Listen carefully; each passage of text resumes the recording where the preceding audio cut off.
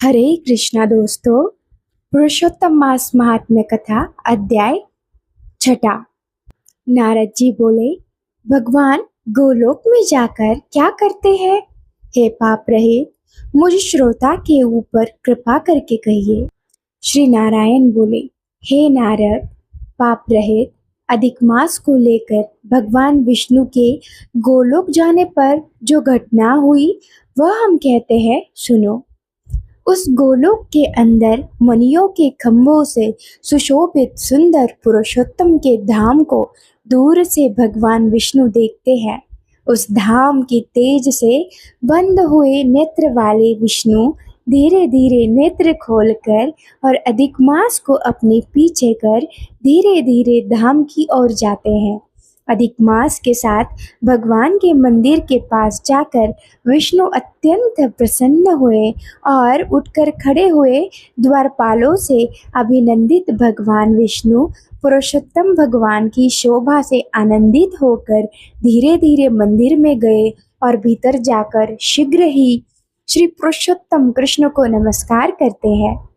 गोपियों के मंडल के मध्य में रत्नमय सिंहासन पर बैठे हुए कृष्ण को नमस्कार कर पास में खड़े होकर विष्णु बोले, श्री विष्णु बोले, गुणों से अतीत गोविंद अद्वितीय अविनाशी सूक्ष्म विकार रहित विग्रहवान गोपों के वेश के विधायक छोटी अवस्था वाले शांत स्वरूप गोपियों के पति बड़े सुंदर नूतन मेघ के समान श्याम करोड़ों कामदेव के समान सुंदर वृंदावन के अंदर रास मंडल में बैठने वाले पीत रंग के पीतांबर से शोभित सौम्य बोहो के चढ़ाने पर मस्तक में 3 रेखा पड़ने से सुंदर आकृति वाले रास लीला के स्वामी, रास लीला में रहने वाले, रास लीला करने में सदा उत्सुक, 2 भुजा वाले मुरलीधर पीत वस्त्रधारी अच्युत ऐसे भगवान की मैं वंदना करता हूँ।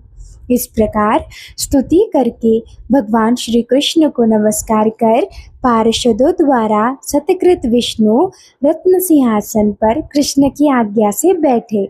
श्री नारायण बोले, यह विष्णु का किया हुआ स्तोत्र प्रातःकाल उठकर जो पढ़ता है उसके समस्त पाप नाश हो जाते हैं और अनिष्ट स्वप्न भी अच्छे फल को देते हैं और पुत्र पौत्रादि को बढ़ाने वाली भक्ति श्री गोविंद में होती है। आकृति का नाश होकर सत्कीर्ति की वृद्धि होती है।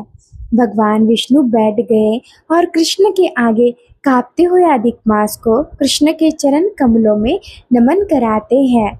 श्री कृष्ण ने विष्णु से कहा कि यह कौन है, कहाँ से आया है, क्यों रोता है? इस गोलोक में तो कोई भी दुख भागी नहीं होता। इस गोलोक में रहने वाले तो सर्वदा आनंद में मग्न रहते हैं। तो ये लोग तो स्वप्न में भी दुष्ट वार्ता या दुख भरा समाचार सुनते ही नहीं। अतः हे विष्णु, यह क्यों कांपता है और आंखों से आंसू बहाता दुखित हमारे सम्मुख किस लिए खड़ा है? श्री नारायण बोले, नवीन मेघ के समान श्याम सुंदर गोलोक के नाथ का वचन सुन सिंहासन से उठकर महाविष्णु मलमास की संपूर्ण दुख गाथा कहते हुए बोले।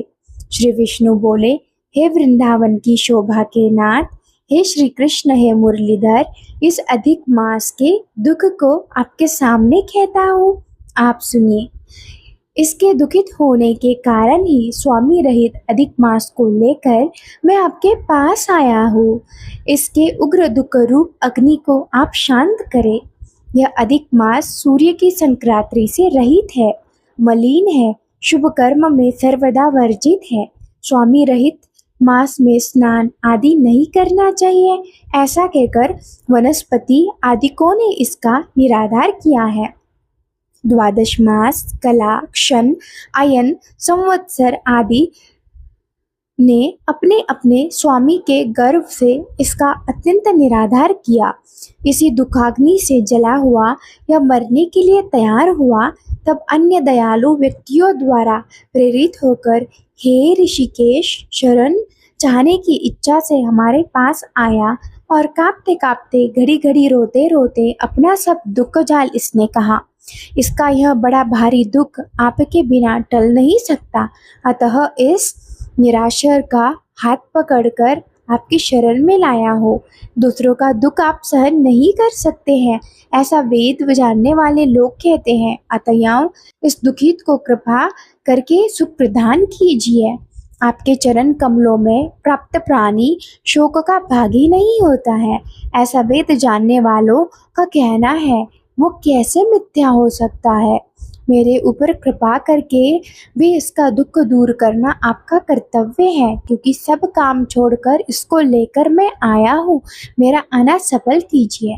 बारंबार स्वामी के सामने कभी भी कोई विषय न कहना चाहिए, ऐसी नीति के जानने वाले बड़े बड़े पंडित सर्वदा कहते हैं। इसी प्रकार अधिक मास का सब दुख भगवान कृष्ण से कहकर हरि कृष्ण के मुख कमल की ओर देखते हुए कृष्ण के पास हाथ जोड़कर खड़े हो गए। ऋषि बोले, हे सूत जी, आप दाताओं में श्रेष्ठ हैं। आपकी दीर्घायु हो, जिससे हम लोग आपके मुख से भगवान की लीला के कथारूप अमृत का पान करते रहे। हे सूत, गोलोकवासी भगवान कृष्ण ने विष्णु के प्रति फिर क्या कहा और क्या किया इत्यादि लोक परोपकार विष्णु कृष्ण का संवाद सब आप हम लोगों से कहिए।